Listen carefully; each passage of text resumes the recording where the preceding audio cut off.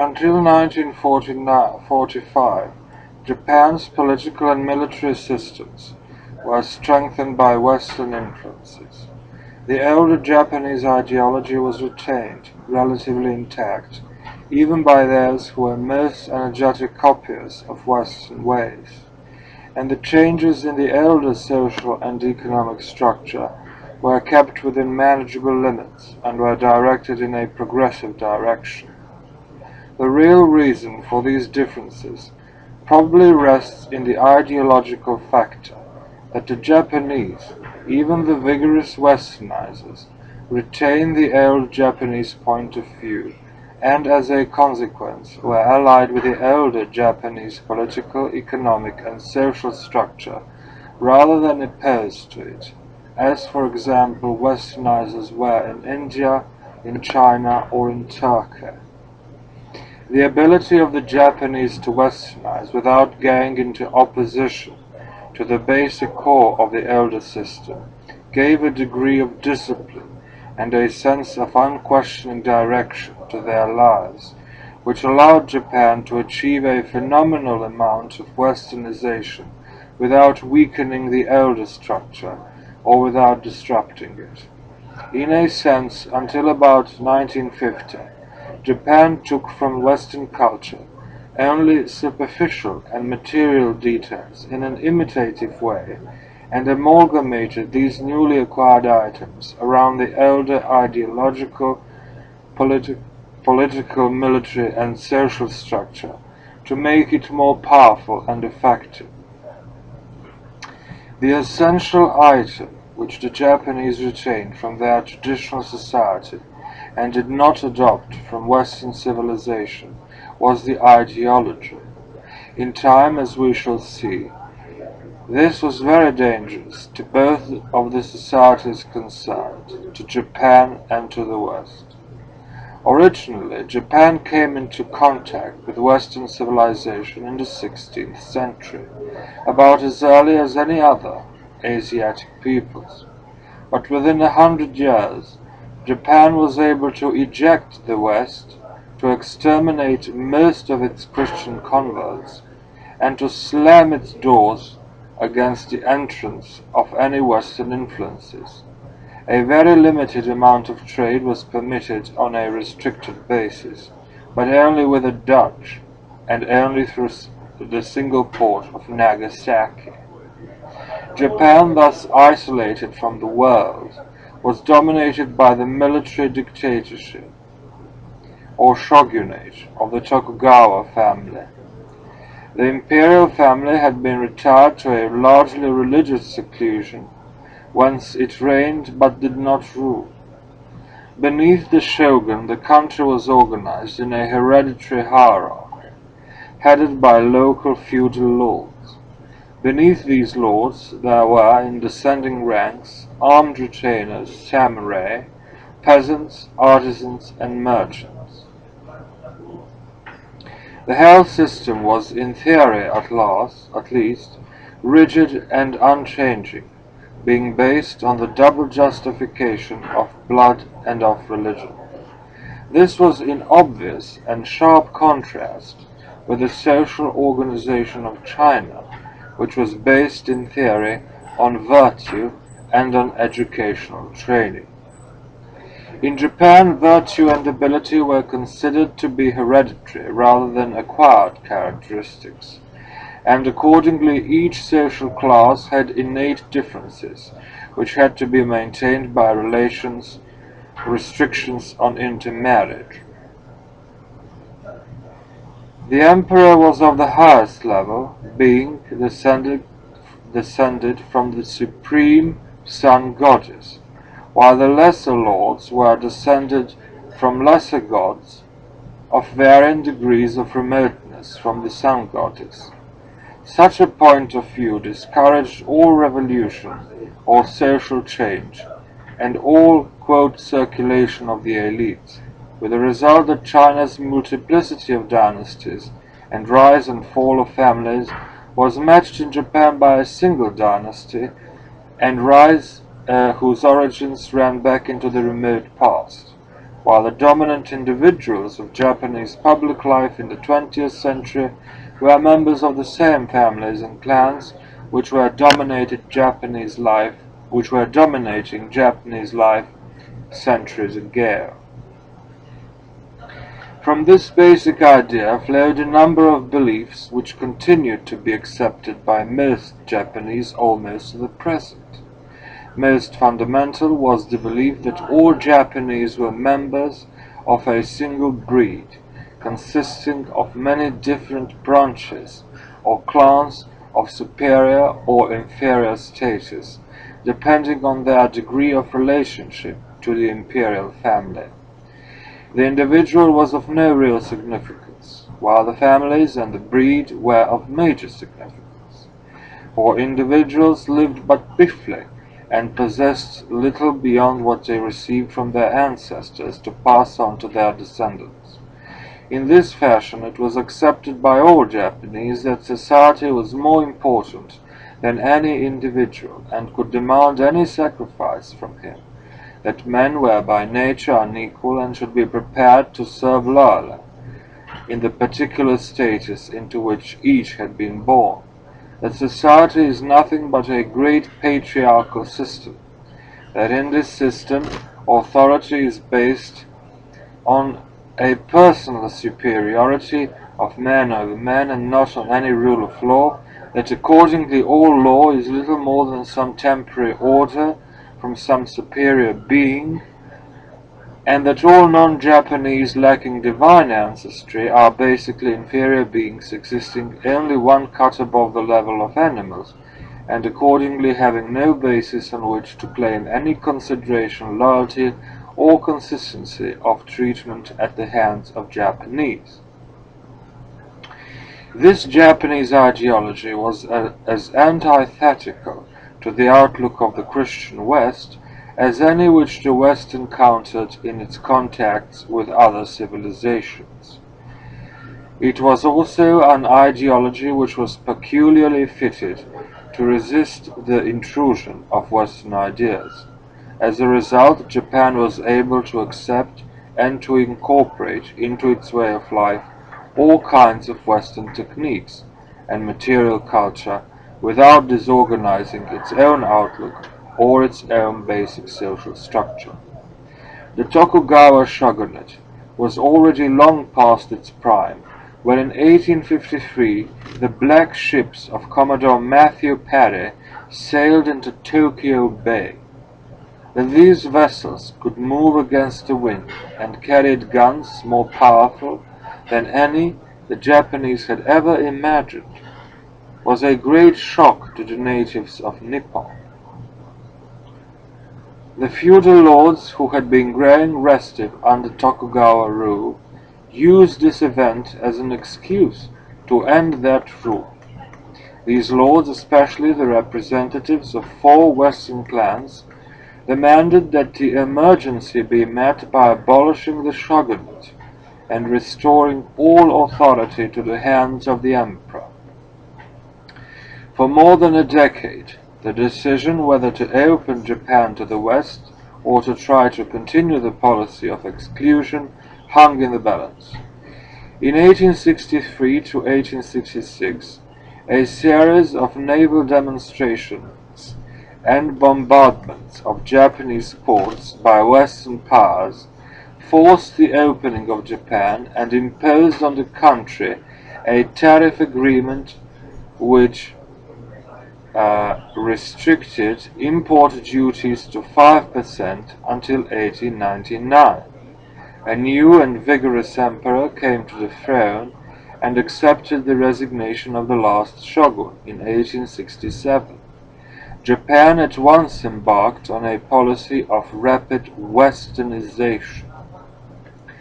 The period in Japanese history from the so-called Meiji Restoration of 1867 to the granting of a constitution in 1889 is of the most vital importance. In theory, what had occurred had been a restoration of Japan's rule from the hands of the shogun back into the hands of the emperor. In fact, what occurred was a shift in power from the shogun to the leaders of 4 Western Japanese clans who proceeded to rule Japan in the emperor's name and from the emperor's shadow. These 4 clans of Satsuma, Choshu, Hizen, and Tosa won the support of certain nobles of the imperial court, such as Saionji and Konoe, and of the richer mercantile families such as Mitsui, and were able to overthrow the shogun, crush his supporters in the Battle of Uemo in 1868, and win control of the government and of the emperor himself.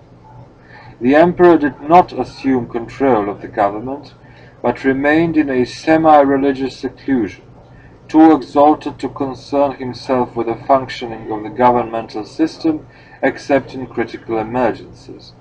In such emergencies, the emperor generally did no more than issue a statement or order, imperial rescript, which had been drawn up by the leaders of the Restoration.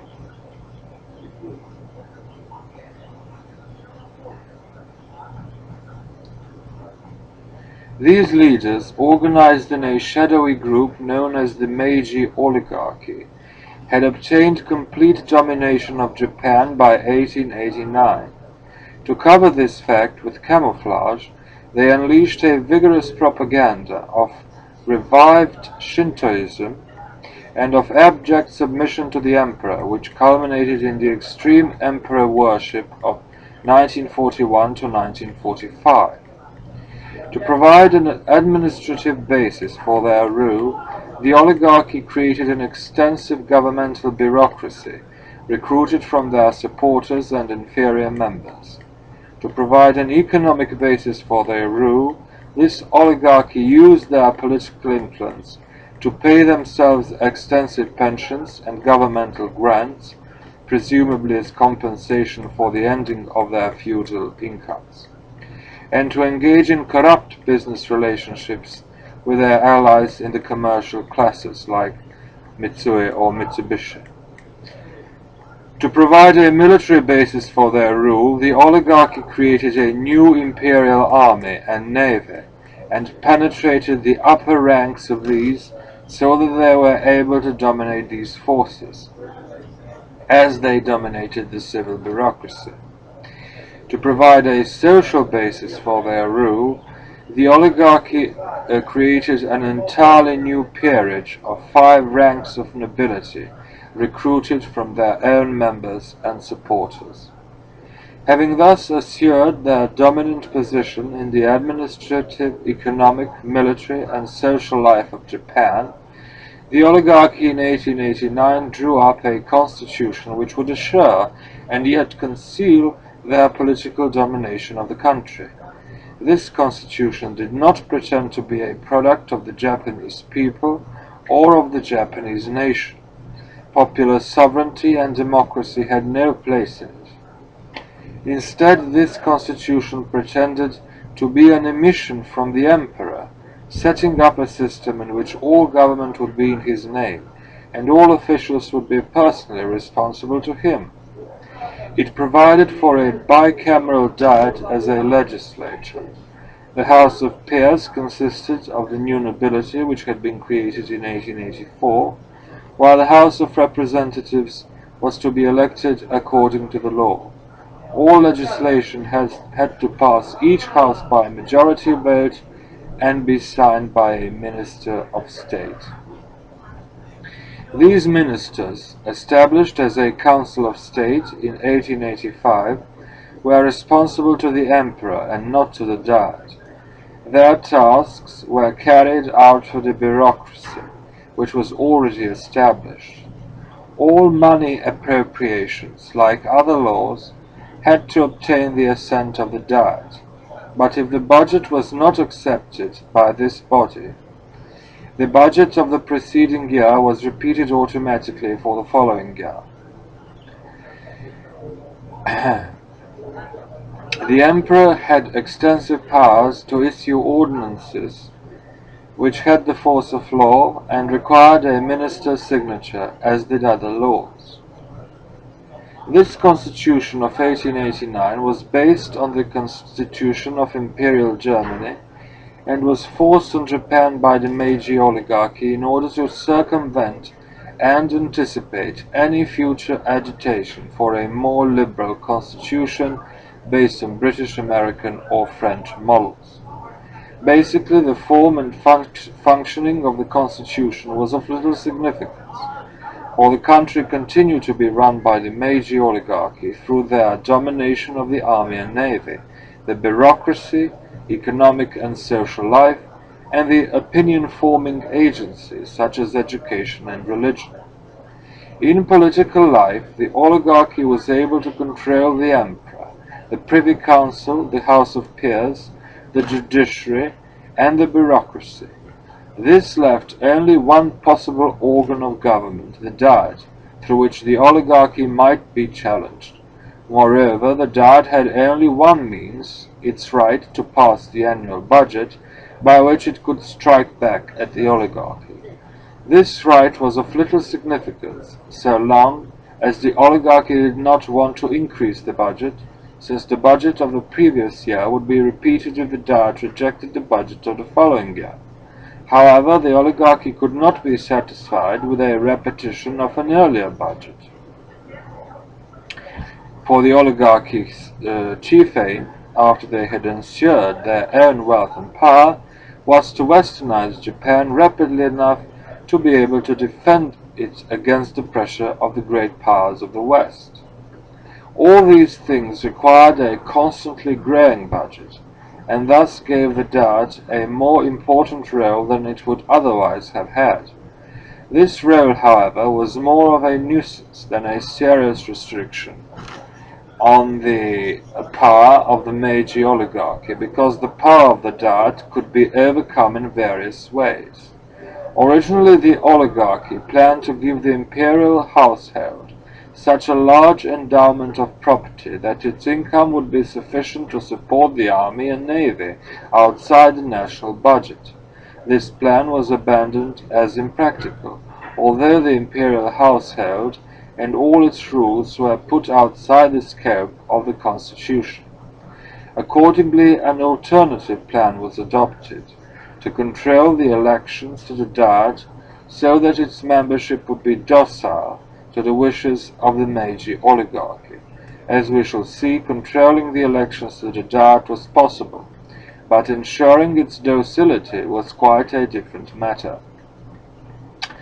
The elections to the Diet could be controlled in three ways: by a restricted suffrage, by campaign contributions, and by bureaucratic manipulation of the elections and the returns. The suffrage was restricted for many years on a property basis, so that in 1900 only one person in 100 had the right to vote. The close alliance between the Meiji oligarchy and the richest members of the expanding economic system made it perfectly easy to control the flow of campaign contributions, and if these two methods failed, the Meiji oligarchy controlled both the police and the prefectural bureaucracy, which supervised the elections and counted the returns. In case of need, they did not hesitate to use these instruments, censoring opposition papers, prohibiting opposition meetings, using violence, if necessary, to prevent opposition voting, and reporting through the prefects as elected candidates who had clearly failed to obtain the largest vote. These methods were used from the beginning. In the first Diet of 1889, gangsters employed by the oligarchy prevented opposition members from entering the Diet chamber, and at least 28 other members were bribed to shift their votes. In the elections of 1892, violence was used, mostly in districts opposed to the government, so that 25 persons were killed and 388 were injured. The government still lost that election, but continued to control the cabinet. It even dismissed 11 prefectural governors who had been stealing votes, as much for their failure to steal enough as for their action in stealing any. When the resulting Diet refused to appropriate for an enlarged navy, it was sent home for 18 days, and then reassembled to receive an imperial rescript which gave 1.8 million yen over a 6-year period from the imperial household for the project, and went on to order all public officials to contribute 1/10 of their salaries each year for the duration of the naval building program, which the Diet had refused to finance. In this fashion, the Diet's control of increased appropriations was circumvented by the Meiji oligarchy's control of the emperor. In view of the dominant position of the Meiji oligarchy in Japanese life from 1867 until after 1922, it would be a mistake to interpret such occurrences as unruly Diets, the growth of political parties, or even the establishment of adult manhood suffrage in 1925, as such events would be interpreted in European history.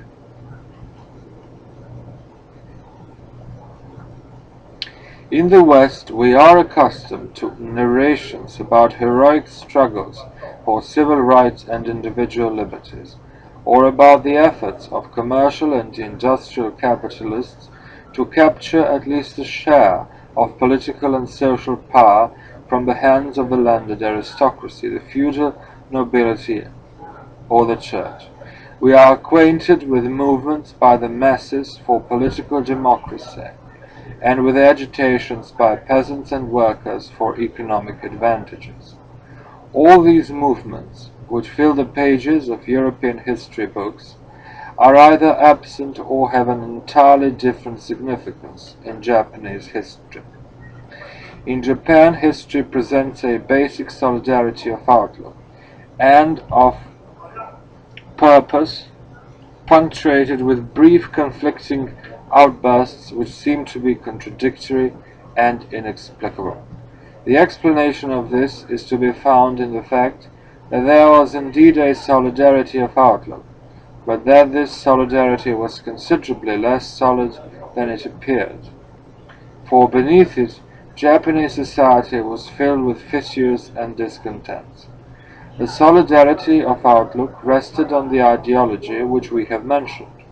This ideology, sometimes called Shintoism, was propagated by the upper classes, especially by the Meiji oligarchy, but was more sincerely embraced by the lower classes, especially by the rural masses, than it was by the oligarchy which propagated it.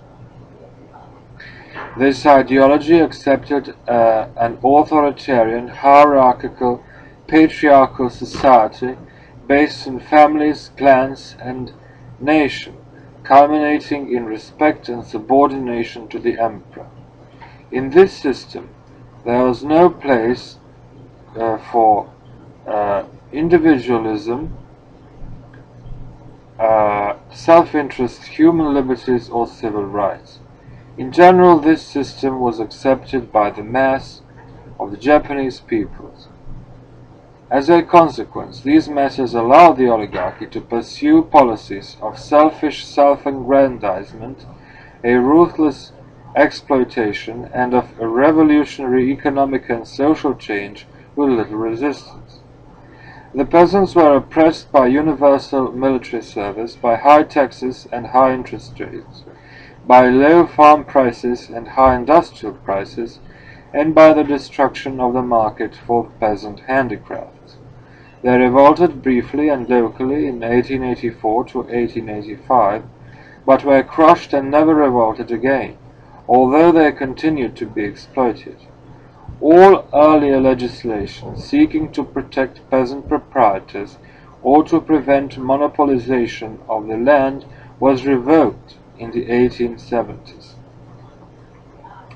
In the 1880s, there was a drastic reduction in the number of landowners through heavy taxes, high interest rates, and low prices for farm products. At the same time, the growth of urban industry began to destroy the market for peasant handicrafts and a rural putting-out system of manufacture. In 7 years, 1883 to 1890, About 360,000 peasant proprietors were dispossessed of 5 million yen worth of land because of total tax areas of only 114,178 yen, or areas of only one-third yen, that is, 17 American cents per person. In the same period, owners were dispossessed of about 100 times as much land by foreclosure of mortgages. This process continued at varying rates until by 1940, three-quarters of Japanese peasants were tenants or part-tenants paying rents of at least half of their annual crop. In spite of their acceptance of authority and Shinto ideology, the pressures on Japanese peasants would have reached the explosive point if safety valves had not been provided for them. Among these pressures we must take notice of that arising from population increase, a problem arising, as in most Asiatic countries, from the introduction of Western medicine and sanitation. Before the opening of Japan, its population had remained fairly stable at 28 to 30 million for several centuries. This stability arose from a high death rate, supplemented by frequent famines and the practice of infanticide and abortion. By 1817, the population began to grow, rising from 30 million to 56 million in 1920 to 73 million in 1940 and reaching 87 million in 1955. The safety valve in the Japanese peasant world resided in the fact that opportunities were opened with increasing rapidity in non-agricultural activities in the period 1870 to 1920. These non-agricultural activities were made available from the fact that the exploiting oligarchy used its own growing income to create such activities by investment in shipping, railroads, industry, and services. These activities made it possible to drain the growing peasant population from the rural areas into the cities. A law of 1873, which established primogeniture in the inheritance of peasant property, made it evident that the rural population which migrated to the cities would be second and third sons rather than heads of families. This had numerous social and psychological results, of which the chief was that the new urban population consisted of men detached from the discipline of the patriarchal family, and thus less under the influence of the general authoritarian Japanese psychology and more under the influence of demoralizing urban forces. As a consequence, this group, after 1920, became a challenge to the stability of Japanese society. In the cities, the working masses of Japanese society continued to be exploited, but now by low wages rather than by high rents, taxes, or interest rates. These urban masses, like the rural masses whence they had been drawn, submitted to such exploitation without resistance for a much longer period than Europeans would have done, because they continued to accept the authoritarian submissive Shintoist ideology. They were excluded from participation in political life until the establishment of adult manhood suffrage in 1925. It was not until after this date that any noticeable weakening of the authoritarian Japanese ideology began to appear among the urban masses. Resistance of the urban masses to exploitation through economic or social organizations was weakened by the restrictions on workers' organizations of all kinds. The general restrictions on the press, on assemblies, on freedom of speech, and on the establishment of secret societies were enforced quite strictly against all groups, and doubly so against laboring groups. There were minor socialistic and laborers' agitation, in the 20 years 1890 to 1910. These were brought to a violent end in 1910 by the execution of 12 persons for anarchistic agitation. The labor movement did not raise its head again until the economic crisis of 1919 to 1922. The low-wage policy of the Japanese industrial system originated in the self-interest of the early capitalists, but came to be justified with the argument that the only commodity Japan had to offer to the world, and the only one on which it would construct a status as a great power, was its large supply of cheap labor. Japan's mineral resources, including coal, iron, or petroleum, were poor in both quality and quantity. Of textile raw materials it had only silk, and lacked both cotton and wool. It had no natural resources of importance for which there was world demand, such as were to be found in the tin of Malaya, the rubber of Indonesia, or the cocoa of West Africa. It had neither the land nor the fodder to produce either dairy or animal products as Argentina, Denmark, New Zealand, or Australia. The only important resources it had which could be used to provide export goods to exchange for imported coal, iron, or oil were silk, forest products, and products of the sea. All these required a considerable expenditure of labor, and these products could be sold abroad only if prices were kept low by keeping wage rates down. Since these products did not command sufficient foreign exchange to allow Japan to pay for the imports of coal, iron, and oil, which a great power must have, Japan had to find some method by which it could export its labor and obtain pay for it. This led to the growth of manufacturing industries based on imported raw materials and the development of such service activities as fishing and ocean shipping. At an early date, Japan began to develop an industrial system in which raw materials such as coal, wrought iron, raw cotton, or wool were imported, fabricated into more expensive and complex forms, and exported again for a higher price in the form of machinery or finished textiles. Other products which were exported included such forest products as tea, carved woods or raw silk, or such products of Japanese labor as finished silks, canned fish, or shipping services.